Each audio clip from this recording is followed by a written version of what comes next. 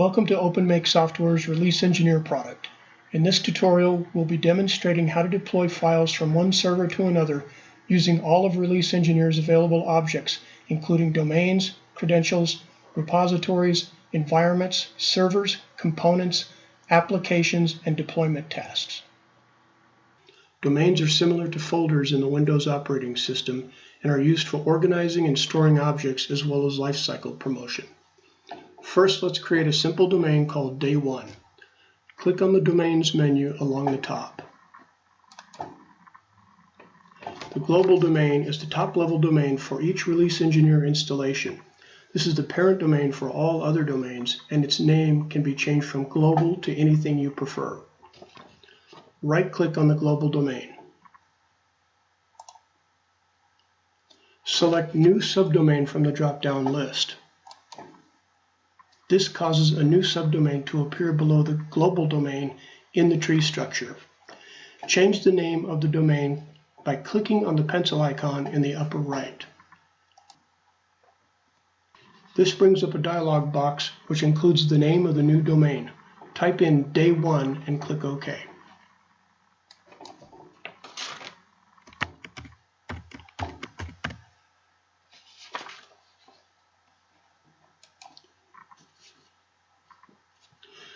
Now let's create a subdomain within Day1 by right-clicking on it and selecting New Subdomain from the drop-down list.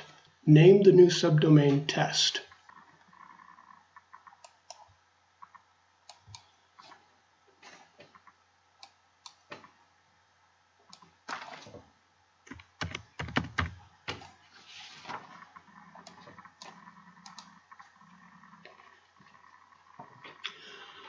Subdomains can be created within subdomains at as many levels as necessary.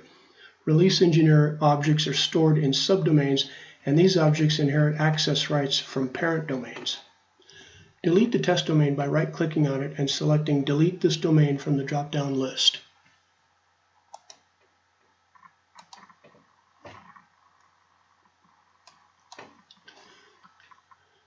This concludes the domain tutorial.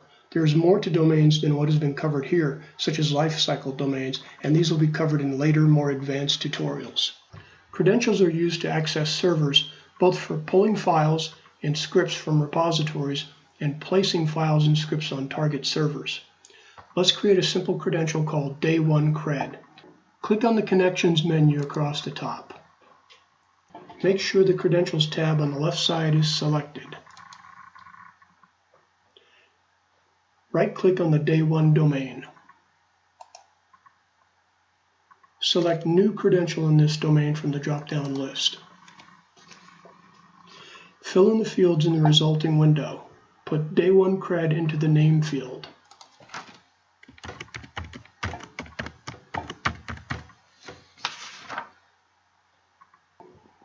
Select Encrypt in Database from the Kind list. Type in the username and password for gaining access to your server if necessary, and then click OK. Later we'll look at how to place credentials into a repository and a server. We'll be using this credential later on to demonstrate how to gain access to the files in a repository and also to deploy to a server as we advance through other tutorials. Repositories can reside either on the network, where the files are held in version control systems, or locally on the drive where Release Engineer has been installed. Release Engineer also has the built-in intelligence required to check out files from your version control system or an external binary repository. In this tutorial, we'll keep it simple and check out text files from the same drive where Release Engineer is installed. Let's create a simple repository named Day1 Repo. Click on the Connections menu along the top. Click on the Repositories tab. Right-click on the Day1 domain. Select New Repository in this domain from the drop-down list. Fill in the fields in the resulting window. Put Day1 Repo into the Name field.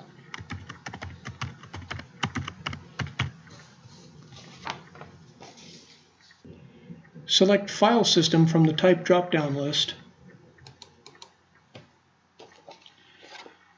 Then click on the credentials list and notice the global first hour day 1 cred credential. Click OK. Click on the Properties tab, then click on the plus sign on the far right. Make sure that the name field is set to file path, and then enter /TMP and click OK. For the sake of simplicity, this references files on the same server that Release Engineer is installed on. Click on the plus sign on the far right again. Click on the Properties tab again. Make sure that the name field is set to pattern and enter *.txt and click OK. These two properties cause the repository to access all of the files in the TMP directory with an extension of txt. These will then be deployed to the target. This concludes the repository tutorial. Environments contain one or more servers, and deployments are made to an environment and all of the servers it contains. This allows you to deploy an application to dozens, hundreds, or even thousands of servers simultaneously. Let's create a simple environment called Day 1 ENV. Click on the Endpoints menu along the top. Click on the Environments tab. Right-click on the Day 1 domain. Select New Environment in this domain from the drop-down list. Fill in the name field in the resulting pop-up window. Call it Day 1 ENV.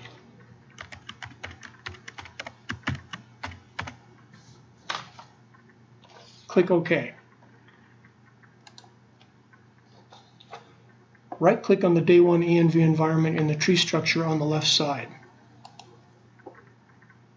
Select New Server for this environment. Change the name of the new server to Day 1 Server.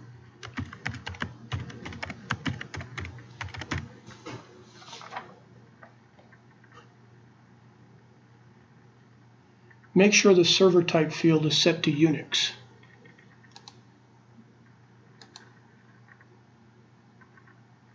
Enter the IP address of the Release Engineer server into the hostname field. Remember, for the sake of simplicity, we're deploying to the same server where Release Engineer has been installed. This could be deployed to any server on your network.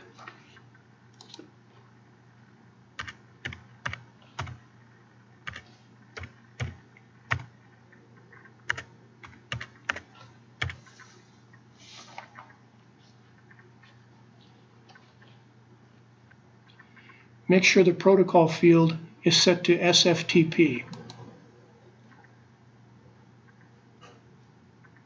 Enter /target into the base directory field.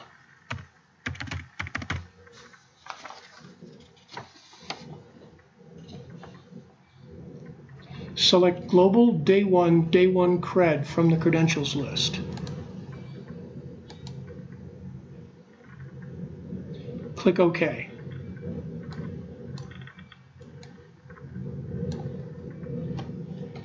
We have just created an environment that contains a single server. More servers could be added to this environment, but we'll keep things simple for the sake of this tutorial. This concludes the environment and server tutorial. Later we'll be deploying an application to this environment.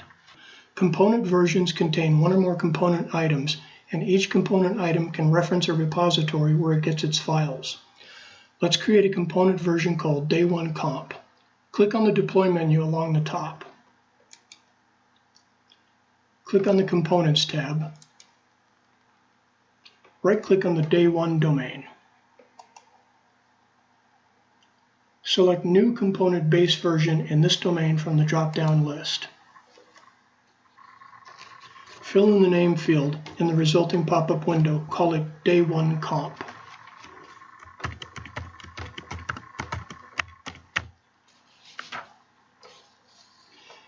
Leave the component type as application file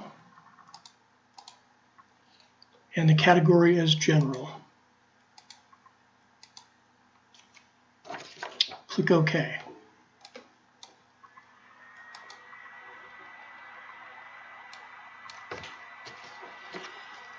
The new component appears in the tree structure under the General category icon. Click on the Day 1 Comp component. Click on the Component Items tab in the right-hand panel. Right-click on the component item named Item 1 and select Edit Details. Change the name of the new component item in the pop-up window to Comp Item 1.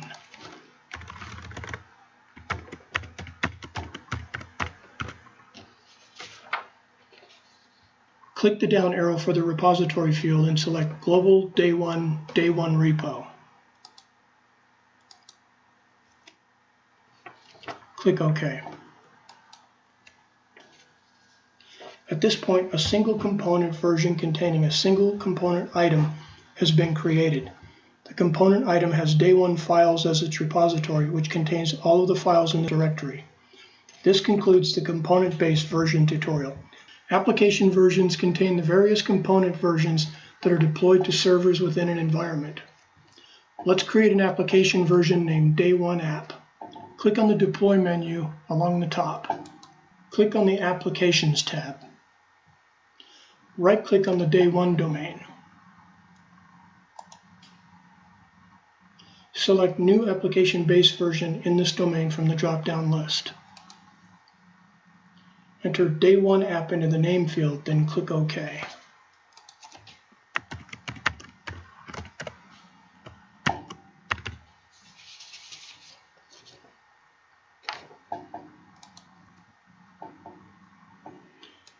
Click on the Assign Components tab on the right side.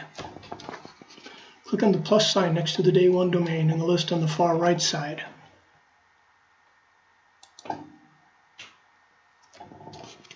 Click on the plus sign next to the General category within the Day 1 domain in the list on the far right side. Click and drag Day 1 Comp onto the area containing the Start icon. Remember, we created this component in an earlier tutorial. Notice a connector has been drawn between the Start icon and the Day 1 Comp component item. Click on the Assigned Environments tab on the right side.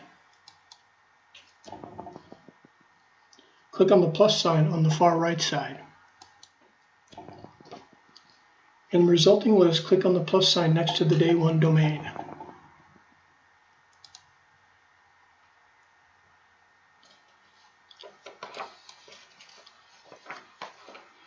Click on the checkbox next to the environment named Day 1 ENV and click OK.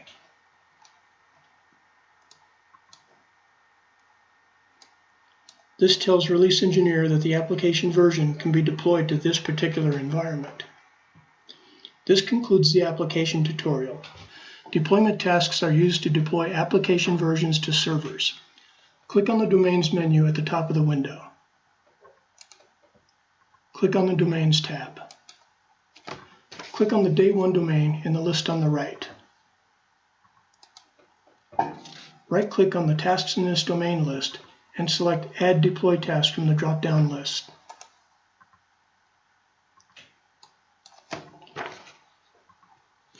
Right-click on the pencil icon on the far upper right. Change the name of the task to Deploy Day 1.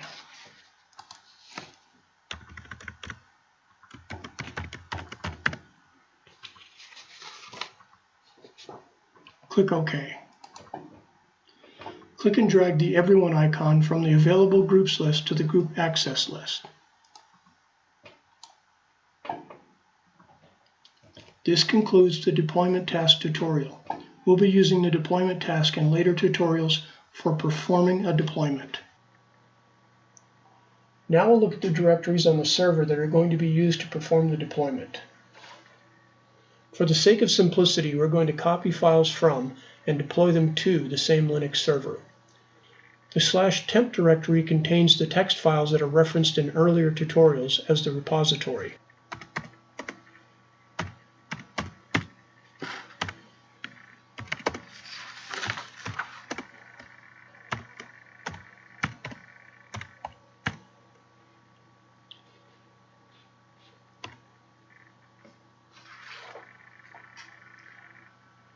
The /target directory will initially be empty, but will contain the text files after the deployment is finished.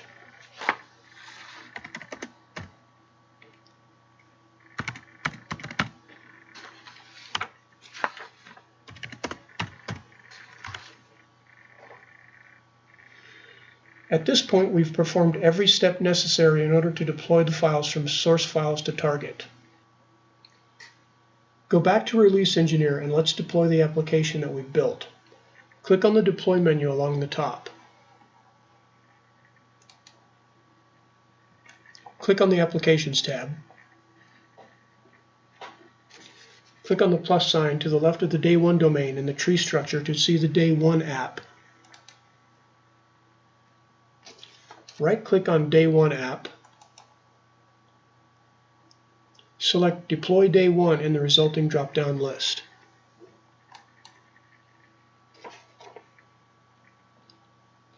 Make sure that the Day 1 env environment will be deployed to by selecting it from the environment list. Click OK.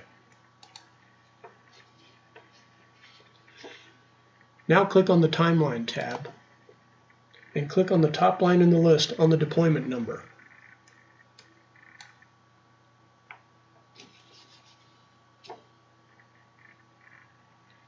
Click on the General tab. This contains general information about the deployment. It includes the exit code, which should be 0, to show that there were no errors. Click on the Log tab. Any errors that prevent a deployment from taking place will be shown in red. Now click on the Files tab. Notice that in this example there are the names of the files in a directory that were copied from the /tmp directory to the /target directory. Let's go back to the Linux server. Look at the contents of the target directory and note that all of the txt files from the temp directory have been copied to the target directory.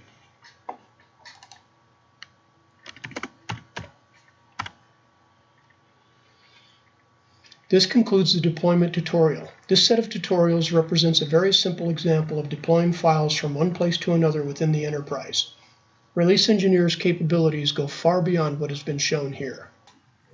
To learn more about Release Engineer's capabilities, go to www.openmakesoftware.com or call 1-800-359-8049 or 312-440-9545.